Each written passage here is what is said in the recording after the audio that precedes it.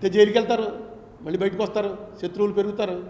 జైలుకి వెళ్ళి బయటకు వచ్చినవాడు ఏమవుతుందో జగన్మోహన్ రెడ్డి చంద్రబాబుని చూశాడుగా. చంద్రబాబుని జైలుకి వెళ్ళిన రోజునే ఇక్కడ ప్రెస్ మీట్ పెట్టి చెప్పాను, మారిపోయింది అబ్బాయి నీదని, నీ స్టోరీ మారిపోయింది. చంద్రబాబు నాయుడు జైలుకి వెళ్ళడం అనేది నీ జీవితంలో చేసిన పెద్ద తప్పు అని. చంద్రబాబు జైలుకి వెళ్ళాడు కాబట్టి అక్కడికి పవన్ కళ్యాణ్ వచ్చి డిక్లేర్ చేశాడు. పవన్ కళ్యాణ్ డిక్లేర్ చేశాడు కాబట్టి బీజేపీతో ఎలియన్స్ అయింది. బీజేపీతో ఎలియన్స్ అయ్యి అక్కడ బీజేపీ ఈయన మీద ఆధారపడి వచ్చే పరిస్థితి వచ్చింది. ఇక్కడ చరిత్రలో ఎన్ని లేనని సీట్లు వచ్చాయి, ఎప్పుడు చూడని సీట్లు వచ్చాయి. ఒక్క తప్పు, నిజానికి చంద్రబాబు నాయుడు గారిని ఆ కేసులో నాకు తెలిసిన నాలెడ్జ్ ప్రకారం ఆయన్ని జైలుకి పంపేటువంటింత లేవు ఛార్జెస్. ఎందుకంటే మనీ ట్రైన్లో ఆయన దాకా డబ్బు వచ్చింది అని అక్కడ చూపించేది లేదు. అందుకే నేను సిబిఐకి అప్పచెప్పండి అన్నాను. ఇక నన్ను మామూలు జైలుకి వచ్చి చూసిన ప్రతి వాళ్ళల్లో బూతులు తిట్టిపోయారు. ఇప్పుడు మనకు అందులో ఏంటంటే పెద్ద వాళ్ళందరూ ఇప్పుడు చాలా పెద్ద మంత్రులు అది అయిపోయారు, వాళ్ళందరూ నన్ను బూతులు తిట్టిపోయారు. ఆ వీడియోలు అప్పుడప్పుడు చూసుకుని నవ్వుకుంటూ ఉంటాను.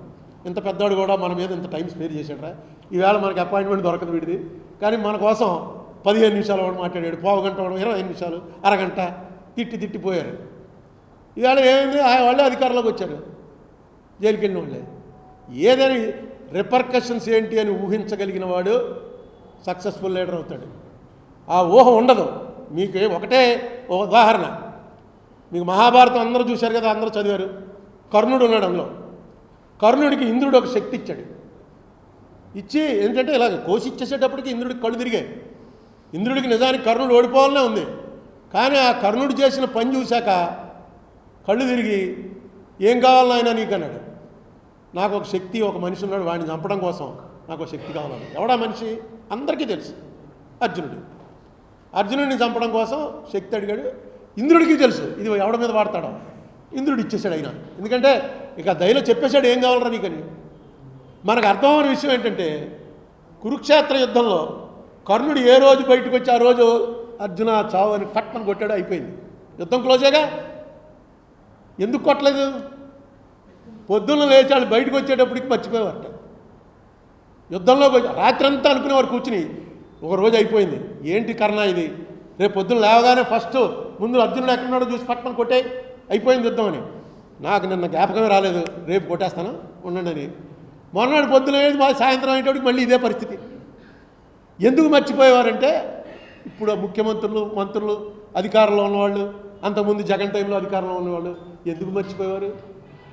కాలమహిమ, మనం మళ్ళీ సెకండ్ అయిపోతాం రా, మనం మళ్ళీ అపోజిషన్లోకి వెళ్ళిపోతాం, వాళ్ళు రూలింగ్కి వస్తారు, ఇదంతా జరుగుతూ వచ్చింది, వాళ్ళు రూలింగ్కి వస్తారు, ఇదంతా జరుగుతూ వచ్చింది అనేది ప్రతి ఒక్కడికి తెలుసు. కానీ పనులు చేస్తున్నప్పుడు అది జ్ఞాపకం రాదు, రాకుండా వెనక్కిపోతూ ఉంటుంది. ఇదే జరుగుతుంది. నేను మొత్తం అందరు రాజకీయాల్లోకి వచ్చే వాళ్ళందరినీ ఒకటే కోరుతాను, మహాభారతం చదవండి. మొత్తం ఇప్పుడు రాజకీయం అంతా అప్పుడు ఉంది. నేను కూడా చదవాలా, నేను కూడా వీళ్ళు పాండవులు కౌరవులు కురుక్షేత్రం క్లోజ్ అయిపోవడంతో అయిపోయింది అనుకుంటాం. తర్వాతే ఉంది అసలు కథ అంతా. ఆ తర్వాతే అన్నీ రాసుకుని వచ్చారు, ఎలా ఎప్పుడెప్పుడు ఏమేం జరిగింది, ఎందుకు అలా జరిగింది మొత్తం రాసుకుంటూ వచ్చారు. ఒకసారి ఎప్పుడైనా భారతం టైం ఉంటే చదవండి. నేను ముసలాన్ని అయిపోయాక మొదలెట్టాను అనుకోండి, చాలా ఇంట్రెస్టింగ్. ఈవేళ జరుగుతున్నది కూడా సేమ్ అదే. నేను చంద్రబాబు నాయుడు గారిని రిక్వెస్ట్ చేసేది, ఎందుకంటే నేను నా బయోగ్రఫీ, ఆటోబయోగ్రఫీ రాసుకుంటున్నాను, ఇతర నా కోసమే అనుకోండి. ఆ రాసుకున్న దాంట్లో చంద్రబాబు నాయుడు గారికి దాదాపుగా 30-40 పేజీలు రాస్తాను. ఆయన పర్సనల్గా కూడా కలిశాను కాబట్టి, అందుకే రామోజీరావుని కలుద్దామని ప్రయత్నించి విఫలమయ్యాను. పర్సనల్గా కలిశాను కాబట్టి రాస్తాను. రాసే దాంట్లో నేను ఆరోపణలు చేయగలను, కానీ మీరు తప్పు చేశారని దానికి ఆధారం ఇది అనడానికి ఆధారం లేదు. ఇందులో మాత్రం దొరికారు. ఇది ఎందుకు తప్పు చేశారో ఇలాంటి తప్పులు ఇంక రిపీట్ అవనివ్వకండి. రేపు 11వ తారీఖున మా దాంట్లో కూడా మీరు మీ ఇమీడియట్ మీ అడ్వకేట్స్, మీ కౌన్సిల్ని ఆదేశించండి. కరెక్ట్, ఏది న్యాయం, ఏది ధర్మం, అది ఎఫిడేవిట్ చేయండి. ఇక్కడ మళ్ళీ మీరు అభిమానం, దాని ఏమంటారు, ఇచ్చిపుచ్చుకోవడాలి. నాకు వాళ్ళు ఉపకారం చేశారు కాబట్టి నేను వీళ్ళకి ఉపకారం చేయాలి, అవి రానికండి. అది ఈ స్టేజ్లో మీకు అనవసరం. మీరు ఎంత 75 ఏళ్ళు వచ్చి మీకు ఇంత పేరు, భారతదేశంలో ఇంత పేరు వచ్చి ఇన్నిసార్లు ముఖ్యమంత్రి అయ్యి అలాంటి బలహీనతగా మాత్రం లొంకండి. ధర్మం వైపు, చట్టం వైపు ఉండండి. Thank you.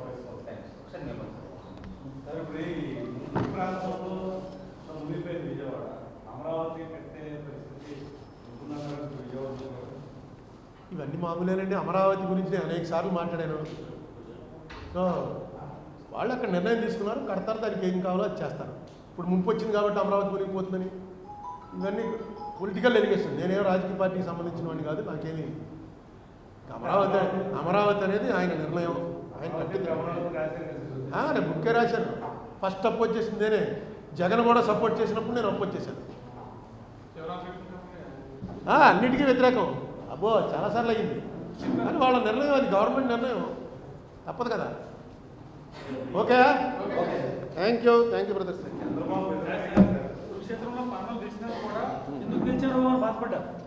మామూలుగా ఒక పేజీ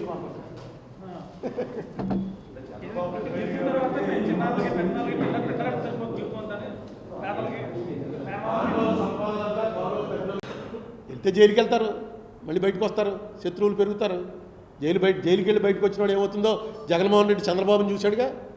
చంద్రబాబుని జైలుకి వెళ్ళిన రోజునే ఇక్కడ ప్రెస్ మీట్ చెప్పాను, మారిపోయింది అబ్బాయి నీదని. నీ స్టోరీ మారిపోయింది. చంద్రబాబు నాయుడు జైలుకి వెళ్ళడం అనేది నీ జీవితంలో చేసిన పెద్ద తప్పు అని. చంద్రబాబు జైలుకి వెళ్ళాడు కాబట్టి అక్కడికి పవన్ కళ్యాణ్ వచ్చి డిక్లేర్ చేశాడు. పవన్ కళ్యాణ్ డిక్లేర్ చేశాడు కాబట్టి బీజేపీతో ఎలియన్స్ అయింది. బీజేపీతో ఎలియన్స్ అయ్యి అక్కడ బీజేపీ ఈయన మీద ఆధారపడి వచ్చే పరిస్థితి వచ్చింది. ఇక్కడ చరిత్రలో ఎన్ని లేనని సీట్లు వచ్చాయి, ఎప్పుడు చూడని సీట్లు వచ్చాయి. ఒక్క తప్పు. నిజానికి చంద్రబాబు నాయుడు గారిని ఆ కేసులో నాకు తెలిసిన నాలెడ్జ్ ప్రకారం ఆయన్ని జైలుకి పంపేటువంటింత లేవు ఛార్జెస్. ఎందుకంటే మనీ ట్రైల్లో ఆయన దాకా డబ్బు వచ్చింది అని అక్కడ చూపించేది లేదు. అందుకే నేను సిబిఐకి అప్పచెప్పండి అన్నాను. ఇక నన్ను మామూలు జైలుకి వచ్చి చూసిన ప్రతి వాళ్ళల్లో బూతులు తిట్టిపోయారు. ఇప్పుడు మనకు అందులో ఏంటంటే పెద్ద వాళ్ళందరూ ఇప్పుడు చాలా పెద్ద మంత్రులు అది అయిపోయారు. వాళ్ళందరూ నన్ను బూతులు తిట్టిపోయారు. ఆ వీడియోలు అప్లోడ్ చూసుకుని నవ్వుకుంటూ ఉంటాను. ఇంత పెద్దవాడు కూడా మన మీద ఇంత టైం స్పేర్ చేశాడరా. ఈవేళ మనకి అపాయింట్మెంట్ దొరకదు వీడిది, కానీ మన కోసం 15 నిమిషాలు వాడు మాట్లాడాడు, పావు గంట వాడు 25 నిమిషాలు, అరగంట తిట్టిపోయారు. ఈవేళ ఏమైంది, వాళ్ళే అధికారంలోకి వచ్చారు, జైలుకి వెళ్ళిన వాళ్ళే. ఏదైనా రిపర్కషన్స్ ఏంటి అని ఊహించగలిగిన వాడు సక్సెస్ఫుల్ లీడర్ అవుతాడు. ఆ ఊహ ఉండదు. మీకు ఒకటే ఉదాహరణ, మీకు మహాభారతం అందరూ చూశారు కదా, అందరూ చదివారు. కర్ణుడు ఉన్నాడు అందులో. కర్ణుడికి ఇంద్రుడు ఒక శక్తి ఇచ్చాడు. ఇచ్చి ఏంటంటే ఇలాగ కోసి ఇచ్చేసేటప్పటికి ఇంద్రుడికి కళ్ళు తిరిగాయి. ఇంద్రుడికి నిజానికి కర్ణుడు ఓడిపోవాలనే ఉంది, కానీ ఆ కర్ణుడు చేసిన పని చూశాక కళ్ళు తిరిగి ఏం కావాలని ఆయన నీకు అన్నాడు. నాకు ఒక శక్తి, ఒక మనిషి ఉన్నాడు, వాడిని చంపడం కోసం నాకు ఒక శక్తి కావాలని. ఎవడా మనిషి అందరికీ తెలుసు, అర్జునుడిని చంపడం కోసం శక్తి అడిగాడు. ఇంద్రుడికి తెలుసు ఇది ఎవడ మీద వాడతాడో. ఇంద్రుడు ఇచ్చేసాడు ఆయన. ఎందుకంటే ఇక దయలో చెప్పేశాడు ఏం కావాలరా నీకని. మనకు అర్థమైన విషయం ఏంటంటే కురుక్షేత్ర యుద్ధంలో కర్ణుడు ఏ రోజు బయటకు వచ్చి ఆ రోజు అర్జున చావు అని పట్టణం కొట్టాడు, అయిపోయింది. యుద్ధం క్లోజేగా. ఎందుకు కొట్టలేదు? పొద్దున్న లేచాడు, బయటకు వచ్చేటప్పటికి మర్చిపోయేవారట. యుద్ధంలో రాత్రి అంతా అనుకునేవారు కూర్చుని, ఒక రోజు అయిపోయింది. ఏంటి కర్ణ ఇది, రేపు పొద్దున్న లేవగానే ఫస్ట్ ముందు అర్జునుడు ఎక్కడున్నాడో చూసి పట్టణం కొట్టే అయిపోయింది యుద్ధం అని. నాకు నిన్న జ్ఞాపకమే రాలేదు, రేపు కొట్టేస్తాను ఉండండి అని. మొన్నటి పొద్దున సాయంత్రం అయ్యేటప్పటికి మళ్ళీ ఇదే పరిస్థితి. ఎందుకు మర్చిపోయేవారంటే ఇప్పుడు ముఖ్యమంత్రులు, మంత్రులు, అధికారంలో ఉన్నవాళ్ళు, అంతకుముందు జగన్ టైంలో అధికారంలో ఉన్నవాళ్ళు ఎందుకు మర్చిపోయేవారు? కాలమహిమ. మనం మళ్ళీ సెకండ్ అయిపోతాంరా, మనం మళ్ళీ అపోజిషన్లోకి వెళ్ళిపోతాం, వాళ్ళు రూలింగ్కి వస్తారు, ఇదంతా జరుగుతూ వచ్చింది, వాళ్ళు రూలింగ్కి వస్తారు, ఇదంతా జరుగుతూ వచ్చింది అనేది ప్రతి ఒక్కడికి తెలుసు. కానీ పనులు చేస్తున్నప్పుడు అది జ్ఞాపకం రాదు, రాకుండా వెనక్కిపోతూ ఉంటుంది. ఇదే జరుగుతుంది. నేను మొత్తం అందరు రాజకీయాల్లోకి వచ్చే వాళ్ళందరినీ ఒకటే కోరుతాను, మహాభారతం చదవండి. మొత్తం ఇప్పుడు రాజకీయం అంతా అప్పుడు ఉంది. నేను కూడా చదవాలా. నేను కూడా వీళ్ళు పాండవులు, కౌరవులు, కురుక్షేత్రం క్లోజ్ అయిపోవడంతో అయిపోయింది అనుకుంటాం. తర్వాతే ఉంది అసలు కథ అంతా. ఆ తర్వాతే అన్నీ రాసుకుని వచ్చారు. ఎలా ఎప్పుడెప్పుడు ఏమేం జరిగింది, ఎందుకు అలా జరిగింది మొత్తం రాసుకుంటూ వచ్చారు. ఒకసారి ఎప్పుడైనా భారతం టైం ఉంటే చదవండి. నేను ముసలాన్ని అయిపోయాక మొదలెట్టాను అనుకోండి, చాలా ఇంట్రెస్టింగ్. ఈవేళ జరుగుతున్నది కూడా సేమ్ అదే. నేను చంద్రబాబు నాయుడు గారిని రిక్వెస్ట్ చేసేది, ఎందుకంటే నేను నా బయోగ్రఫీ, ఆటోబయోగ్రఫీ రాసుకుంటున్నాను, ఇతనే నా కోసమే అనుకోండి. ఆ రాసుకున్న దాంట్లో చంద్రబాబు నాయుడు గారికి దాదాపుగా 30-40 పేజీలు రాస్తాను. ఆయన పర్సనల్గా కూడా కలిశాను కాబట్టి. అందుకే రామోజీరావుని కలుద్దామని ప్రయత్నించి విఫలమయ్యాను. పర్సనల్గా కలిశాను కాబట్టి రాస్తాను. రాసే దాంట్లో నేను ఆరోపణలు చేయగలను, కానీ మీరు తప్పు చేశారని దానికి ఆధారం ఇది అనడానికి ఆధారం లేదు. ఇందులో మాత్రం దొరికారు. ఇది ఎందుకు తప్పు చేశారో ఇలాంటి తప్పులు ఇంక రిపీట్ అవనివ్వకండి. రేపు 11వ తారీఖున మా దాంట్లో కూడా మీరు మీ ఇమీడియట్ మీ అడ్వకేట్స్, మీ కౌన్సిల్ని ఆదేశించండి. కరెక్ట్, ఏది న్యాయం, ఏది ధర్మం, అది ఎఫిడవిట్ చేయండి. ఇక్కడ మళ్ళీ మీరు అభిమానం, దాన్ని ఏమంటారు, ఇచ్చిపుచ్చుకోవడాలు, నాకు వాళ్ళు ఉపకారం చేశారు కాబట్టి నేను వీళ్ళకి ఉపకారం చేయాలి, అవి రానికండి. అది ఈ స్టేజ్లో మీకు అనవసరం.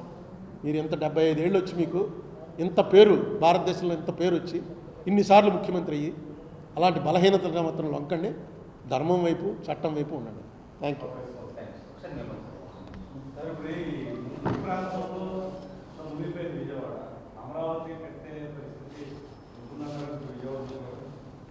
ఇవన్నీ మామూలేనండి. అమరావతి గురించి నేను అనేక సార్లు మాట్లాడాను. సో వాళ్ళు అక్కడ నిర్ణయం తీసుకున్నారు, కడతారు, దానికి ఏం కావాలో అది చేస్తారు. ఇప్పుడు ముంపు వచ్చింది కాబట్టి అమరావతి మునిగిపోతుందని ఇవన్నీ పొలిటికల్ ఎలిగేషన్. నేనేం రాజకీయ పార్టీకి సంబంధించిన వాడిని కాదు, నాకేమి. అమరావతి అనేది ఆయన నిర్ణయం, ఆయన కట్టింది. నేను బుక్కే రాశాను. ఫస్ట్ అపోజ్ చేసింది నేనే. జగన్ కూడా సపోర్ట్ చేసినప్పుడు నేను అపోజ్ చేశాను. అన్నిటికీ వ్యతిరేకం. అబ్బో చాలాసార్లు అయ్యింది. కానీ వాళ్ళ నిర్ణయం, అది గవర్నమెంట్ నిర్ణయం, తప్పదు కదా.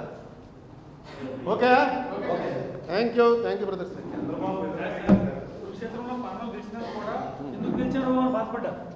మామూలుగా ఒక పేజీ బాధపడ్డా.